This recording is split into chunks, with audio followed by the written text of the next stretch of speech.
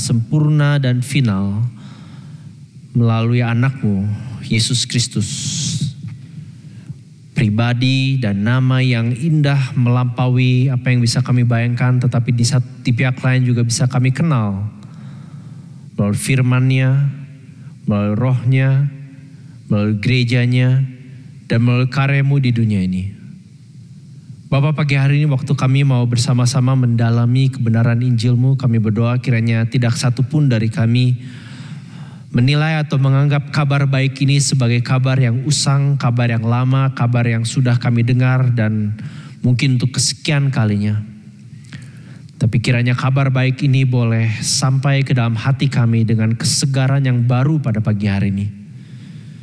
Sehingga kami yang belum mengenal Tuhan, yang belum mengenal keselamatannya boleh diselamatkan.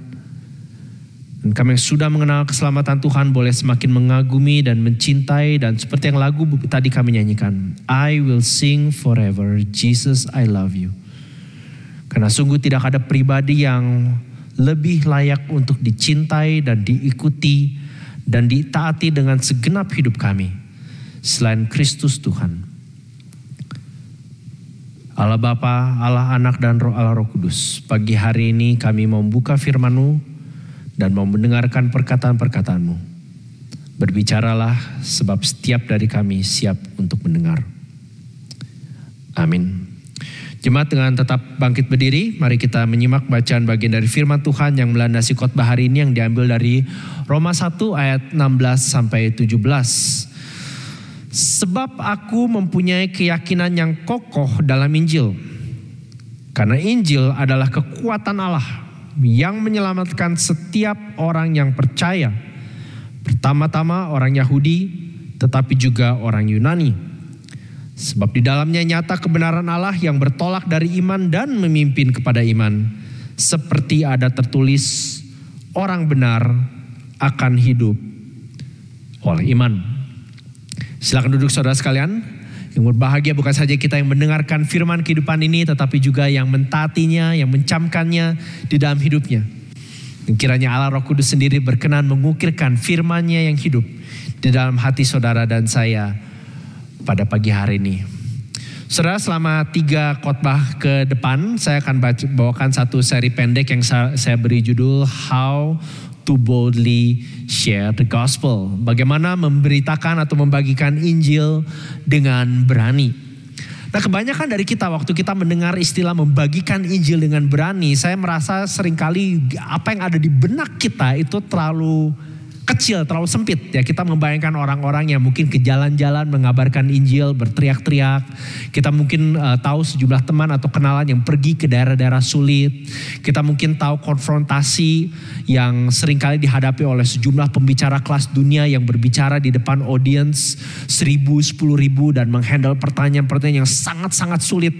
Dan kita berpikir, wah, orang seperti itu adalah orang-orang yang berani mengabarkan Injil. Dan benar, dan gak ada salahnya. Dan kita bersyukur saudara, di sepanjang sejarah gereja Tuhan memakai orang-orang seperti itu, dan saya tahu mungkin sejumlah dari saudara juga menerima Kristus, percaya Yesus dan mulai celik matanya karena berinteraksi di dalam konteks seperti itu.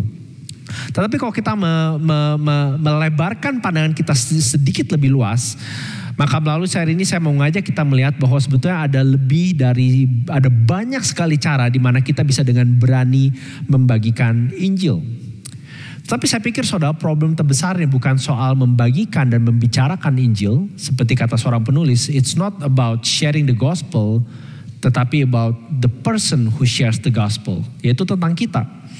Seringkali problem terbesarnya adalah kita kurang sendirinya sebagai orang Kristen, entah secara pribadi maupun kita sebagai gereja, kurang mengenal, kurang tahu apa arti Injil. Saya masih ingat mungkin beberapa saudara di sini yang pergi retret April lalu. So kalau namanya pergi retret satu gereja, saudara bisa yakin ini adalah orang-orang pilihan, orang-orang khusus, the best of the best gitu ya. Oke, dan saudara mungkin ingat saya tanya ada sekitar berapa lah gitu ya, mungkin berapa puluh, 60-an orang I think kalau gak salah. Dan saya tanya berapa banyak dari kalian yang comfortable untuk membagikan Injil dengan orang lain. Atau varian lain dari pertanyaan itu adalah berapa banyak dari kalian yang di benak kalian itu punya semacam yang sering kali kita sebut gospel outline. Ya, artinya poin-poin apa saja yang harus disampaikan waktu kita mengabarkan Injil. Dan tidak terlalu banyak yang mengacungkan tangan mengatakan saya punya semacam gospel outline di benak saya. Dan itu yang akan saya coba bagikan hari ini. Kalau saudara lihat di slide berikutnya, khotbah boldly sharing the gospel ini saya bagi ke dalam 3 heading, yaitu knowing the gospel, living the gospel, dan speaking the gospel. Saya lupa pembicara siapa yang mengatakan, tapi kalau nggak salah dia pembicara dan pengkhotbah yang sangat kondang dan terkenal, dan dia bilang ini, kalau Tuhan kasih saya 3 tahun untuk pelayanan, maka saya menghabiskan 2 tahun untuk belajar dan 1 tahun untuk berkhotbah. Dan saya pikir itu satu pengertian yang sangat baik sekali. Saya pikir ini mungkin proporsi yang sama ya, 2 dan 1. Pastinya knowing, living, dan speaking ini berkaitan satu sama lain, tapi kita harus tackle ini satu-satu. So yang pertama hari ini kita akan belajar tentang knowing the gospel. Kenapa? Karena kita tidak boleh berasumsi bahwa kita know the gospel. Apalagi kita yang sudah percaya dan mengenal dan sudah lama ikut Tuhan. Mengapa kita perlu belajar tentang living the gospel? Karena bukan saja kita perlu mengetahui Injil, tetapi kita juga harus mengalami kuasanya di dalam hidup kita. To a certain degree, kita harusnya menjadi gospel people. Orang-orang yang bukan saja mengakui, percaya, dan bersandar, tetapi menghidupi itu. Nah itu 2 minggu lagi. Dan terakhir baru kita akan belajar bagaimana kita bisa speak the gospel, atau di dalam Alkitab sebetulnya fasilitas dan sarana apa saja yang masuk ke dalam kategori speaking the gospel. Nah, di slide berikutnya seorang penulis favorit saya, Graham Goldsworthy, memberikan summary what is the gospel. The gospel is the word about Jesus Christ and what he did for us in order to restore us to a right relationship with God. Injil adalah berita, adalah kabar baik tentang Yesus Kristus dan apa yang ia lakukan bagi kita untuk memulihkan relasi kita kembali dengan Allah. Dan di khotbah hari ini, kalau di slide berikutnya saya bagikan ini satu framework yang sering saya pakai. Saya combine dengan 2 atau 3 framework lainnya. Jadi 1 Injil, 4 kata. Nah tergantung, kalau saudara baca buku penginjilan ada yang bagi ini ke 5, ke 6. Saya pernah baca ada yang ke 12. Tapi intinya outline-nya kira-kira mirip. Ini membantu saya mengingat, membantu saudara ingat. God, man, Christ, response. Simple ya. Jadi kalau saudara pulang, at least saudara ingat 4 poin ini. Kenapa kita perlu tahu tentang Tuhan? Kita perlu tahu bahwa ada Allah yang menciptakan kita dan yang kepadanya kita fully responsible. Dan ini bukan bicara orang Kristen, ini semua orang di seluruh dunia. Man, kenapa kita perlu tahu tentang manusia? Kita perlu tahu bahwa di hadapan Allah kita adalah manusia yang berdosa dan layak untuk dihukum. Kenapa kita perlu tahu tentang Yesus? Karena Allah di dalam anugerahnya telah mengutus anaknya Yesus Kristus untuk mengambil tempat kita dihukum dan menyelamatkan kita bagi dirinya sendiri. Dan terakhir, kenapa respons penting sebagai bagian dari Injil? Karena kita bisa menerima keselamatan ini dengan percaya kepada Yesus dan berbalik kepadanya. Nah, kalau saudara mau tahu sedikit lebih detail, saya encourage saudara untuk either catat dulu atau type di Google atau di website, cari website yang namanya 2 Ways to Live. Ya saya nggak tahu sekarang, dulu ada versi Indonesianya, dia I think tahun lalu dia update sedikit kontennya. Tapi kira-kira apa yang mau saya sampaikan kombinasi dari 4 words itu, God, man, Jesus, response, dengan apa yang disampaikan di 2 Ways to Live. Kita mulai dari God dulu ya. God, know that there is a God who made you and to whom you are fully accountable. Saudara bisa tidak tahu banyak hal di dunia ini, tapi satu hal yang saudara dan saya dan semua manusia harusnya tahu adalah ada Allah yang menciptakan kita dan yang kepadanya, karena kita adalah ciptanya, kita fully accountable. Dia adalah pencipta dunia ini. Dia menciptakan dunia ini, dia menciptakan saudara dan saya, menciptakan manusia untuk memimpin, untuk menjadi perwakilannya di dunia ini. Kalau kita lihat di slide di Wahyu, kita sempat bahas ayat ini ya. Wahyu 4 ayat 11, di mana makhluk surgawi itu memuji Tuhan. Ya Tuhan dan Allah kami, Engkau layak menerima puji-pujian dan hormat dan kuasa, sebab, perhatikan, You created all things. Semua yang saudara bisa pikirkan, yang saudara bisa ukur, yang saudara bisa bahkan saudara bisa bayangkan itu diciptakan oleh Tuhan. Dan oleh karena kehendak-Mu semuanya itu ada dan diciptakan. Artinya adalah pencipta, tapi bukan saja pencipta, dia pemimpin, penguasa segala sesuatu. Dan sebagai Allah di dalam naturnya, dia adalah Allah yang suci. Allah yang righteous. Ini kata righteous atau righteousness ini di surat Roma berulang kali diulang. Nanti kita mungkin akan kembali ke situ. Dia adalah Allah yang sempurna.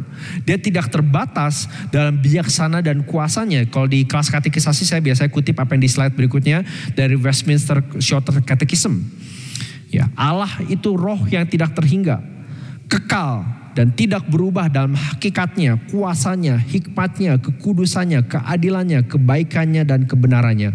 God is a spirit, artinya tidak terbatas secara jasmani seperti saudara dan saya. Infinite, berbeda dengan kita yang finite. Eternal, berbeda dari kita yang terkurung ruang dan waktu.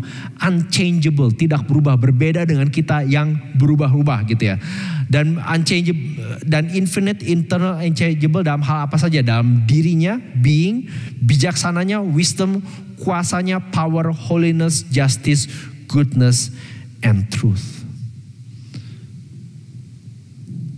Dan waktu Ia menciptakan saudara dan saya menjadi perwakilannya di dunia, kita diperintahkan untuk menjadi perwakilannya, mengextend karakternya, kebaikannya, bijaksananya, untuk mengisi bukan saja dunia ini, tetapi juga untuk melakukan kehendaknya di dunia ini. Saudara pernah suruh menggambar gitu ya, seperti saya kadang-kadang suka gambar. Andai kan saya gambar suatu lah, gambar binatang misalnya. Gambar binatang pakai pensil gitu ya. Terus saya suruh saudara gambar bebas, semua gambar bebas. Bayangkan setelah misalnya saya gambar gitu ya. Terus pensilnya itu bisa ngomong. Ih jelek banget sih gitu ya. Masa kucing kayak gitu ya. Gak tahu yang namanya kucing ya gitu ya. Atau waktu saya garis ke kiri, pensilnya jalan sendiri garis ke kanan. Oke. Nah sama seperti waktu saya sebagai si orang yang punya kuasa untuk menciptakan gambar itu, punya hak penuh terhadap pensil yang saya pegang dan menciptakan apa yang saya mau gambar. Demikian juga Tuhan punya hak penuh atas seluruh ciptaannya. Dia in charge of everything. Tidak ada satupun di seluruh tata surya dan jagat raya ini yang tidak milik Tuhan. Pemimpin yang paling bengis, pemimpin yang paling bijaksana, pemimpin yang paling tinggi, paling rendah, orang yang dan daerah dan apapun yang kita tahu dan tidak tahu, itu diciptakan semua oleh Tuhan, semua milik Tuhan, dan Tuhan satu-satunya yang punya hak untuk menentukan apa dan mengapa semuanya itu ada. Dan tadi kita sudah lihat bukan di Wahyu 4 ayat 11. You created all things and by your will they existed and were created. Jadi semuanya diciptakan untuk kemuliaan, kebesaran, dan keagungan Tuhan. Nah, saudara, buat sebagian dari kita, saya mau tanya ini. Kalau kita bicara tentang ultimate belief, apa yang akhirnya kita percaya sebagai real dan true, saya mau tanya sama saudara, basisnya apa? Saya ada kutipan yang bagus dari Nancy Pearcey di buku Total Truth di slide berikutnya. Dia mengatakan seperti ini, in short it's not. Jadi dia seringkali orang Kristen itu kan bilang, oh kamu believer, you are religious people and I'm not religious. Saya masih ingat waktu dulu pertama sampai di Australia, kenalan sama teman-teman belajar bahasa Inggris. Mungkin saudara pernah ikut kelas seperti itu, saya gak tahu masih wajib atau enggak, tapi lagi zaman saya dulu seperti itu, harus wajib ikut kelas 5 minggu kalau gak salah ya. Terus semua orang mulai kenal satu-satu, ada yang saya ingat saya dari Jepang, dari Korea, dari Nepal dan seterusnya. Begitu giliran saya, dia tanya, what's your name? Terus saya jawab, my name is Christian gitu ya. Ya nama saya bukan pamer gitu, it is what it is gitu kan. Terus satu teman saya yang orang Korea kalau gak salah bilang, oh Christian, are you a Christian? Dengan logat Koreanya gitu ya. Dan saya bilang, oh ya kebetulan saya namanya Christian, agamanya juga Kristen. Lalu dia dengan cengengesan terus bilang, oh that means I have to call myself no God. Because I don't believe in any God, gitu ya. Jadi karena kamu namanya Kristen, namamu Christian, namaku harusnya no God karena aku nggak percaya any God. Dan seringkali orang zaman sekarang juga berpikir seperti itu. Orang-orang Kristen atau orang-orang beragama lah, kita pukul rata dulu sebagai orang Indonesia ya. Sila pertama ketuhanan yang Maha Esa. Dan kita seringkali beranggapan orang sekuler atau orang-orang yang tidak percaya Tuhan itu membasiskan seperti Nancy Pearcey bilang di sini, konviksinya hanya berdasarkan apa yang mereka bisa lihat. Di situ dibilang based on facts and reason. Tetapi kalau kita pikir secularism itself is based on ultimate beliefs just as much as Christianity is.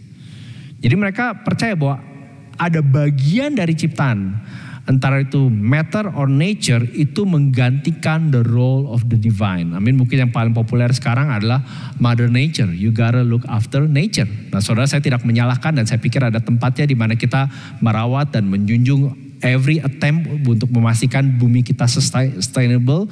Tetapi yang jadi problem kalau akhirnya bumi kita, dunia kita dan kelangsungannya itu dianggap sebagai the ultimate. Maka dia katakan di sini kan, so the question is not which view is religious and which is pure rational. Dia pada dasarnya mengatakan nggak ada manusia yang nggak religius.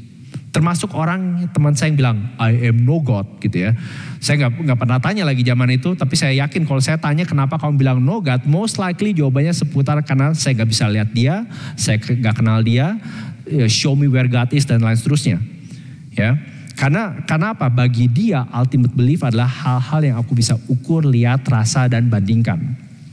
Jadi pertanyaannya adalah which one is true and which one is false. So pertanyaan buat kita hari ini, kalau poin yang pertama tadi ya, God yang menciptakan kita dan kepada kita bertanggung jawab, apakah dia, is he the base of your ultimate belief? Apakah belief system saudara itu memberi tempat bukan sampingan tapi ultimate dan utama bahwa ada Allah pencipta. Kalau saudara tahu Alkitab saudara, kekristenan itu mengasumsikan eksistensi Tuhan.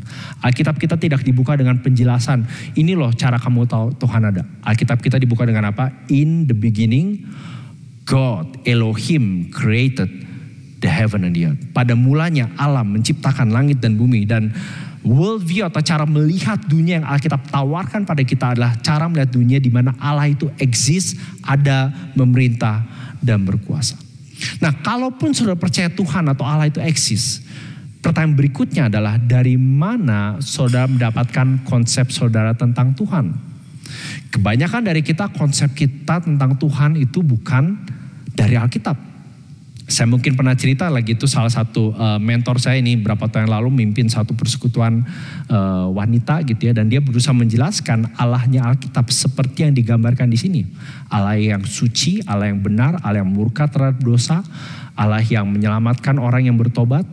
Dan di tengah-tengah diskusi itu salah satu ibu sangat marah, dia gak bisa terima ada Allah seperti itu. Terus dia bilang, karena ini dia bilang, terserah Cici bilang apa, tapi Tuhan saya gak seperti itu. I don't care what you say about your God, my God is not like that. Nah, pertanyaan saudara bukan soal Tuhanku atau Tuhanmu, tapi apakah yang kita akui sebagai Tuhan, itu kita akui sebagai Tuhan yang menyatakan dirinya dalam firman-Nya. The question is which is true and which is false. Where do you get your idea of God from? Is it from the Bible? So itu tentang God. Yang berikutnya, kalau kita sudah agree, assuming gitu ya, bahwa Allah yang sejati adalah Allah dalam Alkitab, man know that you are a sinner who fully deserve to be condemned. Bicara soal dosa bukan hal yang populer, jangankan di luar gereja, tapi zaman sekarang di dalam gereja juga nggak populer gitu ya.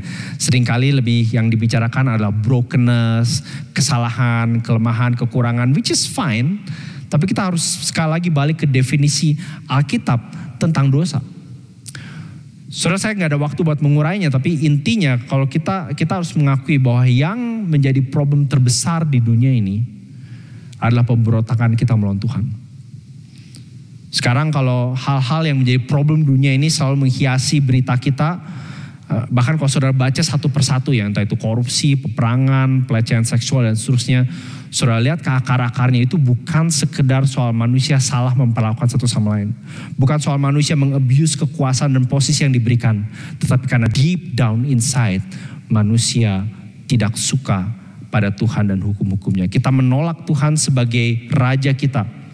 Kita akhirnya prefer running our lives our own way. Dan akhirnya, dan ini sudah terjadi sepanjang sejarah sampai hari ini gitu ya. Dan akan terus terjadi sampai Yesus datang. Karena kita memberontak melawan Tuhan, kita akhirnya merusak diri kita, merusak satu sama lain, dan merusak dunia ini. Di surat Roma ada satu bagian di mana Paulus secara sangat tajam menganalisa, saya bilang itu X-ray Allah terhadap manusia. Dan kalau saudara mau baca itu di Roma 3, saya hanya akan kutip beberapa di slide. Dimulai dari kalimat ini ya, seperti ada tertulis, tidak ada yang benar, seorang pun tidak. None ya, N-O-N-E, none is righteous, no not one. Tidak ada seorang pun yang berakal budi. No one understands. Ini tidak berakal budi itu bukan bicara soal akal IQ jongkok atau bego gitu ya. Tapi artinya tidak mempunyai pikiran yang sesuai dengan pikiran Tuhan. Tidak ada seorang pun yang mencari Allah. No one seeks for God. Tidak ada satu pun yang secara naturnya di dalam dirinya itu ujung-ujungnya mencari Tuhan. Kalaupun dia mencari Tuhan adalah mencari demi kepentingan sendiri. Demi kemauan sendiri, dan begitu Tuhan itu tidak sesuai dengan idealnya, dengan bayangannya, dia tinggalin tuh Tuhan itu.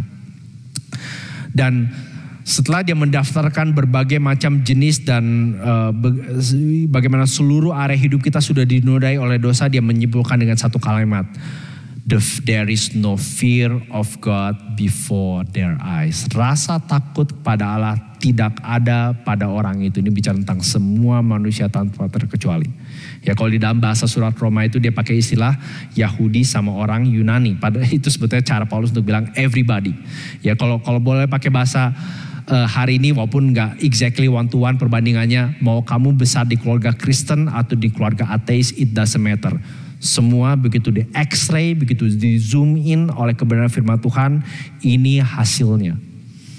Saudara nggak perlu datang ke dokter, nggak perlu blood test, saudara hanya perlu mendengarkan apa yang firman Tuhan katakan.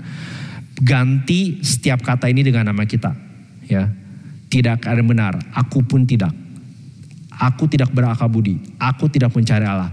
Rasa takut pada Allah tidak ada pada diriku. Saudara kalau mau tahu assessment Allah tentang dirimu, it doesn't matter saudara siapa, latar belakang, berapa lama saudara jadi Kristen, apapun pelayananmu, apapun titelmu, inilah assessment Tuhan terhadap kita semua tanpa terkecuali. Mau namanya Presiden Jokowi, Putin, Xi Jinping, Steve Jobs, it doesn't matter. Semua analisa sama, tidak ada rasa takut pada Allah, pada orang itu. Kenapa saudara? Karena kita by nature mewarisi dosa orang tua asal kita, Adam dan Hawa. Kita semua mau menghidupi hidup kita berdasarkan jalan kita sendiri. We all want to live our lives our own way. Kita mengabaikan Tuhan. Kita tidak bersyukur seperti Paulus katakan di surat yang sama. Kita tidak mengakui dia sebagai Tuhan dan tidak bersyukur pada dia sebagai Tuhan. Hidup kita, kalau kita akui ya, saya yakin kalau misalnya saya bisa run back gitu ya, rekaman apa yang muncul di otak saudara dan saya selama 48 jam terakhir aja, 24 jam terakhir, seminggu terakhir, saya yakin kebanyakan isinya tentang ini. Agendaku, perasaanku, hakku, keinginanku, apa yang orang lain bisa lakukan bagiku, atau apa yang orang lain gagal lakukan bagiku. Ya. Saudara, itulah dosa. Mungkin yang kita mau in and of itself gak berdosa. Mungkin yang kita inginkan bukan hal yang salah. Tetapi yang jadi problem adalah soal orientasi hidup kita. Kita mengikuti apa yang kita sukai, apa yang jadi prioritas kita. Kita berpikir dengan apa yang kita pikir paling baik bagi hidup kita. Jadi esensi dari dosa saudara bukan sekedar doing wrong things, doing bad things. Itu adalah hal-hal yang buruk dan bersalah dan patut dihukum. Tetapi esensi dari dosa adalah saudara dan saya by nature kita mau menjadi Tuhan atas diri kita sendiri dan berpikir seperti Tuhan kecil, mini God gitu ya, bahwa orang lain itu eksis untukku. You are here to serve me. Dan saudara, kalau kita melihat kegagalan kita dalam hidup pribadi kita, hidup keluarga kita, nasional, masyarakat, dunia ini penuh dengan orang-orang yang berpikir bahwa mereka bisa hidup di dunianya Tuhan, tapi tanpa aturannya Tuhan. Dan Allah, karena tadi kita udah lihat dia adalah Allah yang righteous, artinya lurus, benar, adil. Karena dia adalah yang righteous, dia tidak akan membiarkan kita di dalam dosa kita. Dia harus dan dia akan menghakimi kita. Maka tadi saya bilang di poin yang main ini ya, know that you are a sinner, tahu bahwa bukan saja kita berdosa. Saya yakin apalagi kalau kita orang Indo ya, kebanyakan orang beragama, semua kalau dibilang dosa, iya gue dosa, gue masih banyak dosanya gitu ya.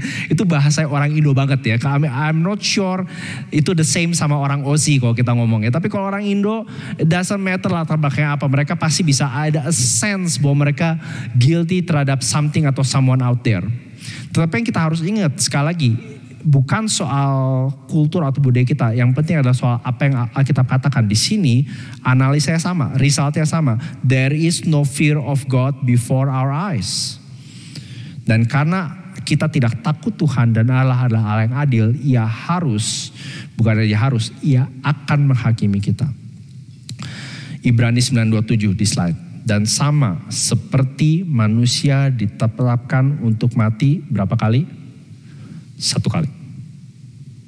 Tidak ada inkarnasi, tidak ada tryout, tidak ada trial, tidak ada setelah ini bisa coba lagi. Saudara mungkin pernah nonton beberapa film fantasi, begitu karakternya mati terus sampai ke dunia sana dia masih bisa keliling-keliling, negosiasi sama malaikat, setan, whatever gitu ya.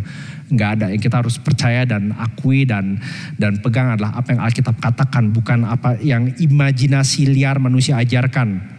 Ya, manusia ditetapkan mati untuk 1 kali saja, dan mending kalau mati 1 kali saja berhenti. Ya, mending kalau mati and that's the end of it, seperti yang kebanyakan dunia ini percaya. Ya, mending kalau mati itu that's it, kita cease to exist dan gak ada apa-apa lagi, gak ada kesadaran bahwa kita pernah exist. Tapi perhatikan apa yang Alkitab katakan. It is appointed, ditetapkan oleh siapa? Bukan oleh kita. Allah yang menetapkan kita untuk mati sekali, dan and after death comes judgment. Saudara, saya yakin deep inside, ketakutan terbesar manusia bukan saja ketakutan akan kematian. Bukan saja ketakutan apa yang terjadi setelah saya mati. Tetapi saya yakin deep inside lah ketakutan terbesar kita adalah setelah mati, apa yang terjadi waktu aku dihakimi. Karena rasa malu, rasa takut itu ada dalam diri setiap kita yang masih hidup di luar Tuhan. Dan kita ada that sense of fear. Begitu kita, karena kita tahu ada Allah yang adil yang akan menghakimi dan hukum dosa kita. Dan suatu hari nanti setiap dari kita satu persatu akan berhadapan di hadapan Allah telanjang dengan seluruh dosa kita. Dan saudara, karena sepanjang hidup kita maunya hidup, menjalankan hidup kita tadi ya, apart from God, ya, aku mau jadi Tuhan kecilku, aku memberontak dan bilang shush gitu ya, Tuhan pokoknya masuk tuh kalau hari penting gitu ya, pernikahan gitu ya, kelas katekisasi, lagi krisis ya, ada keluarga sakit kanker, wah kita berdoa, panggil pendeta, gereja berdoa, sumbang dana gitu ya. Nanti begitu masa krisis yang lewat, Tuhannya kemana? Oh, masukin lagi ke shelf gitu ya. Nanti begitu kita butuh, kita panggil dia dari shelf lagi. Itu kebanyakan kita seperti itu. Kenapa? Karena we want to live our lives apart from God. Shushing God. Shush gitu ya. Nanti kita panggil begitu kita perlu. Ya. Kita mendomesticate, kita menjinakkan Tuhan. Dan karena itu Tuhan akan memberikan apa yang kita mau. Tuhan soal mengatakan, kalau kamu tidak mau hidup bersama dengan aku akan berikan exactly yang kau mau. Hidup tanpa aku, di cut off dari kehadiran dan kebaikanku untuk selama-lamanya, mengalami kehancuran yang tidak ada habisnya di neraka yang kekal. Saudara, kalau Allah adalah Allah, Allahnya Alkitab, the God of the Bible, dia tidak akan membiarkan kita memberontak melawan dia selama-lamanya. Dia akan menjalankan pengadilan yang adil, dan pengadilan yang adil itu bukan saja kematian, tetapi kematian yang kedua, kematian kekal. Saya nggak tahu berapa dari saudara yang baru-baru ini ngikutin saya nggak tahu kasih judulnya apa ya, tapi pokoknya ada anggota Polri yang ditembak dan terus petinggi-petinggi coba nutupi. Saya lihat berapa saudara ngaku-ngaku. Kalau saudara nggak tahu, saudara tinggal buka Detikcom dan seterusnya gitu. Itu lagi fresh. Dan intinya adalah ada semacam teriakan ketidakadilan, menuntut keadilan dari masyarakat khususnya. Mereka tidak mau lagi petinggi-petinggi militer kita menutup atau polisi kita menutupi kejahatan yang jelas-jelas di depan mata. Waktu ditampilin there's something dodgy about it gitu ya. Dan saudara, di satu pihak untuk konteks Indonesia kita bersyukur setidaknya beberapa dari hal ini out of the open. Tapi itu juga menunjukkan di dalam diri manusia ada keinginan untuk keadilan dijalankan, betul nggak? Orang tidak boleh apapun posisinya menutupi kejahatan yang melakukan, apalagi kemudian mulai tuding kanan kiri dan bikin rekayasa sehingga seolah-olah yang korban malah menjadi si penjahatnya. Dan saudara, the fact bahwa itu ada di dalam natur manusia, terlepas dari agama latar belakangnya, itu sekali lagi merefleksikan natur Allah yang adil. Kalau di dalam konteks masyarakat saja kita mau hukum dijalankan, yang bersalah dihukum dan yang benar dijaga haknya, apalagi dengan Allah yang suci. Allah tidak bisa sekedar ya udahlah karena aku baik dan karena kamu jahat dan gak bisa apa-apa, aku cincai aja supaya kamu gak tahu kebaikanku. Gak bisa, saudara. Di surat yang sama Paulus mengatakan bahwa waktu Allah menunjukkan kasihnya pada kita, menyelamatkan kita itu ditujukan demi menunjukkan. Nah, kita biasanya isi itu dengan kasihnya, anugerahnya, kebaikannya, dan that's fine. Menurut saya nggak ada salahnya. Tetapi di surat Roma katakan ia melakukan itu untuk menunjukkan keadilannya, to show His rightness, His justice. Allah punya hak penuh untuk menghukum orang berdosa. Saudara bicara soal man, saya mau bertanya sama setiap kita hari ini. How do you stand before God? Kalau saudara pikir hidupmu secara pribadi, kalau Allah memanggil saudara untuk dihakimi this very moment, hari ini, malam ini, dia panggil kita. Apa yang saudara bisa katakan atau apa yang buat saudara yakin dan pasti bahwa saudara benar di hadapan dia? Bahwa saudara ada di pihak yang benar, that you are righteous before Him. Berapa dari saudara akan acung tangan? Oh, saya dari keluarga Kristen, Pak. Oh, Pak, saya pernah sekolah teologi, Pak. Saya udah kelar baca Alkitab, Pak. Saya tahun lalu kasih persembahan cuma 5 sen, tahun ini $50, Pak. Pak, saya coba cari pasangan yang Kristen setengah mati, saya nikahin dan saya setia, Pak. Pak, saya dikenal di masyarakat dengan begitu banyak prestasi dan pelayanan dan dampak, dan orang tiap kali lihat saya, wah ini orang Kristen yang baik, Pak. Is that what you're going to show before God? Mending kalau kita bisa tunjuk itu ya. Mending kalau yang Tuhan lihat itu hanya hal yang baik. Tapi saudara harus ingat, waktu Tuhan menghakimi kita, dia akan melihat seluruh hidup kita. Tidak ada area, it's not like kita bisa kasih sama Tuhan. Tuhan ini ya, director's cut gitu ya, versi yang baik gitu ya. Saya gak tahu berapa yang baik. Ya, dan saudara yang udah lama jadi Kristen, makin lama jadi Kristen, saudara tahu yang tadi kita pikir baik 5 tahun lalu, sekarang amit-amit gitu ya. I thought I was good. I thought I was holy. I thought I was righteous. Kalau Allah memahakimi saudara hari ini, berapa dari apa yang kita bisa tunjukkan di hadapan dia bahwa aku ada di pihak, di tempat yang benar. Saudara, kalau khotbah saya berhenti di sini, maka itu adalah simply showing you the problem. Problem yang Allah tunjukkan, yang analisa, dan thank God saudara, that's not the end of the story. God, man, yang ketiga apa? Jesus. Ya, kalau di ICC saudara tahu ujung-ujungnya jawabannya Yesus gitu ya. Tapi seperti apa? Kenapa sih jawabannya Yesus? Ya, kenapa kita sepatutnya menyanyikan seperti lagu tadi gitu ya. I love you, you're beautiful, name above all name. Karena di poinnya Yesus, Allah mau kita tahu bahwa ia mengutus anaknya untuk mengambil tempat kita, tempat di mana kita patut dihukum, dan menyelamatkan kita bagi dirinya sendiri. Saudara, karena kasih Allah yang begitu supernatural, yang begitu tidak bisa diselami, yang mengutus anaknya ke dunia ini. Saudara harus ingat satu hal, dan saya harap kalau sepanjang saudara jadi orang Kristen, saudara at least ingat satu poin ini. Allah tidak berkewajiban sama sekali untuk mengutus anaknya. It's not like Tuhan tuh punya obligation kayak, aduh, biar in stalemate, aku pengen mereka masuk surga tapi mereka gak bisa karena mereka berdosa. Let's find a way. Enggak seperti itu. Ya, Tuhan dalam segala kesucian dan keadilannya punya hak penuh untuk menghakimi dan menghukum kita. Dan itu sebabnya waktu dia mengutus anaknya, itu muncul dari kasihnya yang tidak terselami. Anaknya, Yesus Kristus, menjadi hidup sebagai manusia yang totally different dari setiap manusia yang saudara pernah kenal dan akan kenal.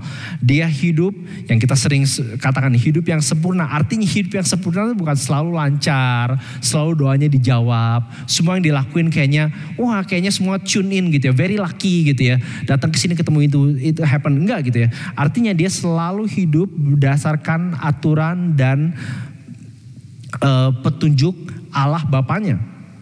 Tetapi pada saat tapi seperti kita tahu, dia bukan saja hidup taat sempurna, dia juga mengambil hukuman kita dengan mati di tempat kita. Allah tidak berkewajiban menyelamatkan kita, dia punya hak untuk menghakimi setiap kita. Tetapi karena dia sudah berjanji akan menyelamatkan kita. Waktu Adam dan Hawa pertama kali jatuh ke dalam dosa, salah satu kalimat pertama yang Allah ucapkan adalah the word of the gospel. Betul? Keturunanmu akan merobohkan kepala si ular ini. One day, keturunan yang janjikan itu akan datang dan difulfill melalui kedatangan Yesus. Dia mengutus anaknya yang hidup setia, dan inkarnasinya, kehadirannya di dunia ini. Saya tahu ini bukan Natal gitu ya. Tapi bagi saya salah satu bukti terbaik akan eksistensi Allah adalah Yesus dari Nazaret yang hidup di tanah Palestina selama kira-kira 33,5 tahun. Kalau saudara mau lihat Allah datang dan hadir dan eksis dan berbicara dan bertindak dan beraksi dan bereaksi di dunia ini, lihat hidupnya Yesus. Yesus sendiri mengatakan, bukan, kalau engkau sudah melihat aku, engkau sudah melihat Bapa. What more can he say? Di waktu saya di khotbah Wahyu, saudara mungkin ingat bahwa Yesus bukan aja adalah the word of God, he's the final word of God. Saudara gak perlu nunggu siapa-siapa lagi, nabi atau utusan atau malaikat. Kedatangan Yesus menunjukkan bahwa ini adalah tindakan final Allah memfulfill semua hal yang dia janjikan di perjanjian lama, difulfill oleh Yesus, dan menunjukkan bahwa ini artinya menjadi manusia yang aku inginkan.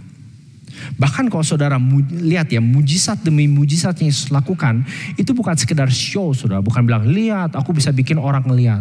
Lihat aku bisa bangkitin orang dari kematian. Lihat tadi gak bisa jalan. Bukan sekedar itu saudara. Kita di doa pagi lagi bahas Injil Markus, dan kita melihat berulang kali mujizat-mujizat yang Yesus lakukan adalah semacam preview untuk menunjukkan ini loh langit dan bumi yang baru. Semacam trailer, semacam Insta story, semacam klip TikTok gitu ya, untuk ngasih lihat, kalau kamu lihat langit dan bumi baru, lihat ini. Tapi ini bukan di ultimate thing. Ya, ultimate thingnya adalah aku. Ia menjalankan hidup dengan ketaatan yang sempurna, tetapi ultimately dia akhirnya memberikan hidupnya untuk siapa? Untuk orang-orang yang no fear of God in their eyes. Orang-orang seperti saudara dan saya.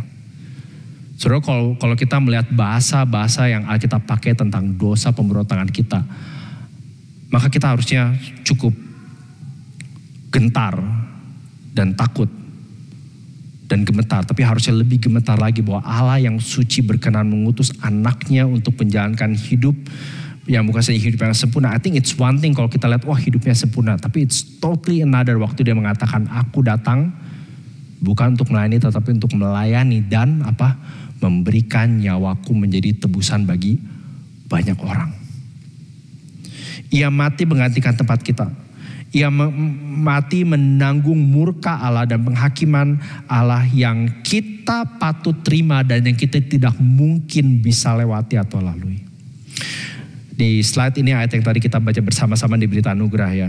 For our sake, God made him to be sin who knew no sin, that in him we might become, kata itu lagi ya, the righteousness of God.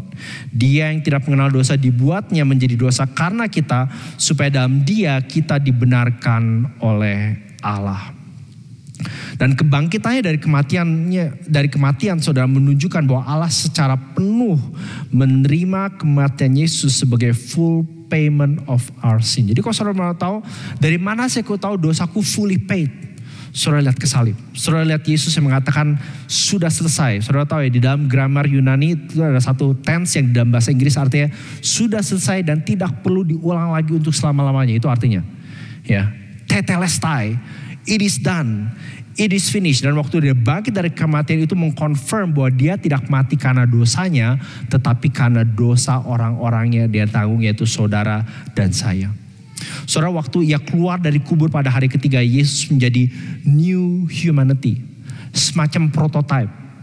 Ya, sebagian dari saudara mungkin tahu, orang tua saya arsitek, dari saya baru belajar jalan, saya udah hidup di antara maket. Saudara tahu maket ya, bangunan kecil biasa terbuat dari cardboard gitu untuk menjadi model, prototype. Artinya waktu saya lihat maket itu, mungkin zaman sekarang pakai 3D gitu ya kebanyakan, saya tahu kira-kira gedung aslinya seperti apa. Nah, Yesus waktu dia keluar dari kubur, dia menjadi semacam prototype untuk menunjukkan bahwa bukan saja ada hidup setelah kematian, tetapi ada hidup setelah kematian di mana kamu akan hidup selama-lamanya. Itu yang membuat kebangkitan Yesus dari orang mati itu unik. Setiap orang yang dibangkitkan di dalam cerita Alkitab, mereka mati kan, terus bangkit, udah itu apa?